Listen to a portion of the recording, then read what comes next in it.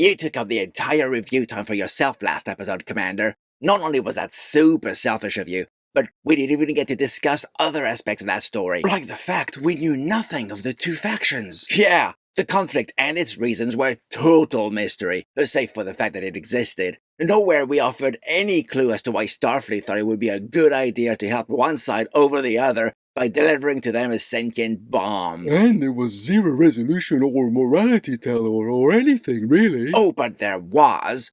We were told the only way out for a tortured and abused being is suicide, comparing it to killing a horse drowning in its own blood. I mean, come on, writers. What were you thinking? You're right, guys, and I'm sorry. I think I got overly obsessed with the idea of reviewing a fake documentary as a documentary. Pretty selfish idea if you ask me. And me. And me. Duly noted. And your rating was overly generous. If it were up to me, I'd have given it 1.5 nuggets. McCluck, you're so silly. You don't have a nugget rating. Oh, yeah. There. 1.5 nuggets. Well, that's new. Alright, are you guys ready for the next one? I'm not. I've been dreading it ever since that sneak peek of it was revealed at SDCC last year. And I. Okay then.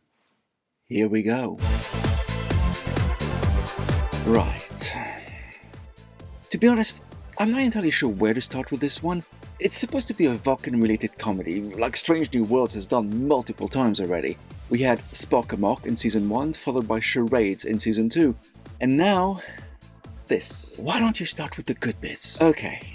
Well, I was actually pleasantly surprised that there were a couple of enjoyable moments which came from totally unexpected places. Well, that's good, right? I guess you can almost always find something of value even in the most terrible episodes. Even Spock's brain? Well, actually, yes, there were a lot of interesting concepts wrapped in a really messy story. Alright, well, what about Threshold then? Or Code of Honor? I did say most terrible episodes, not all.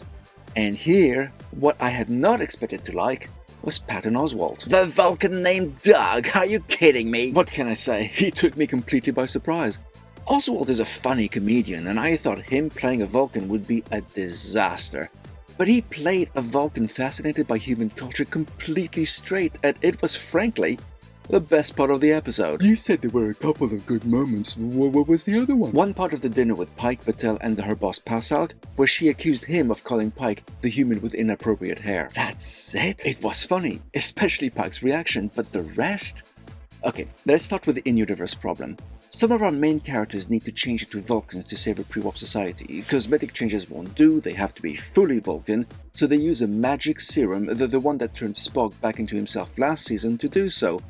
Now, right there's a huge problem. Of course there is. The Federation prohibits genetic engineering. It's been mentioned numerous times. It's one of the core tenets of that union.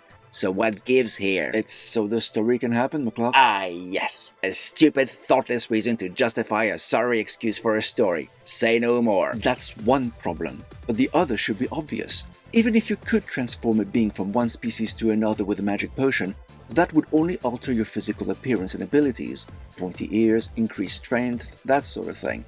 But it wouldn't give you a new hairstyle, and it most definitely wouldn't give you the education that Vulcans go through from the moment of their birth. Any fan of Star Trek knows that Vulcans are a very important species in that universe. It was the first alien ever shown, in fact, and we know a lot about them, like the fact they are extremely passionate people, a facet of themselves which almost destroyed them were it not for the teachings of Sarek. Actually, Pike and the gang are initially overwhelmed with their new powerful emotions which they can't handle, and I thought this would lead to an interesting exploration of how passionate Vulcans are by default.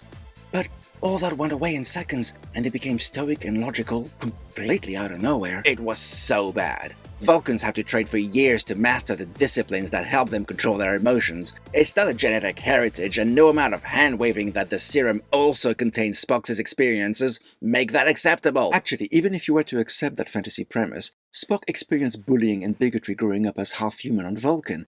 That should have affected the crew's version of what a Vulcan is, instead of making them behave like uptight racist Vulcans. Plus, they shouldn't know how to mind mail or gain new culinary skills or anything like that. That's such a shame. It so was. This premise could have been used as an amazing opportunity to explore Vulcans and maybe give the crew and us as viewers a way to understand Spock's inner conflict, to show us how intense Vulcan emotions are, how raw they can be, and how they are held in check every day through training and discipline. That's what happened in the original show. In The Naked Time, the audience saw Spock's inner conflict for the first time, realized he wasn't an emotionless robot, and our love for him grew exponentially as a result. Instead, it was all playful laughs here. It made absolutely zero sense, and the constant casual racism was frankly off-putting, both towards Spock and then towards the human crew. That was pretty bad in itself, but there was actually something else which actually puzzled me. So the Vulcanized crew are going to repair a nuclear reactor, right? So why was Pike brandishing a Lurpa, a Vulcan melee weapon? I think the reason was because. Well, I was puzzled during Kirk's arrival. As he beams in, Scotty calls him a lieutenant, but the last time we saw him, he was a commander. Maybe he got demoted. For saving the quadrant from an unstoppable foe?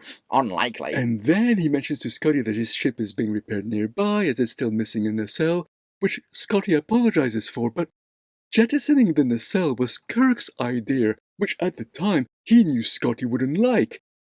Don't the writers expect us to watch their own show? That was only 2 episodes ago. Nothing matters anymore, it seems, like Ortega's PTSD and increasingly disorderly conduct. Whatever happened to that? Everything seems to be hand-waved away. This episode's supposed to be a comedy, right?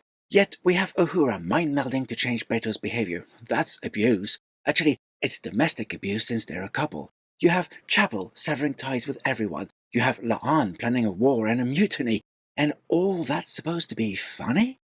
Vulcans can be infuriating, yes, but they've always been highly disciplined and respectful people, as long as you're not their enemy. This just portrayed them as jerks. That's not funny. That's actually racism. So, yeah, save for a couple of moments, I found the whole episode deeply unpleasant. Who would have thought Patton Oswalt would have saved the day? He didn't really save the day, Mouse, but at least he was a little ray of light in an otherwise dreadful episode. I'm awarding 4.5 Vulcans 1 paw. Do let us know what you thought in the comments. And if you like what we do, and how we do it, and you feel you'd like to help us out, please consider joining our Patreon. As long as you can afford it, of course. We'll leave a link to it in the description and pinned comment. Thanks for watching. See you all next time. And until then, live long And bite my shiny metal ass!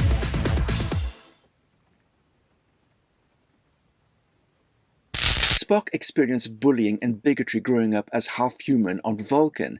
That should have affected the crew's version of what a Vulcan is, instead of making them behave like uptight racist, not fascist. Although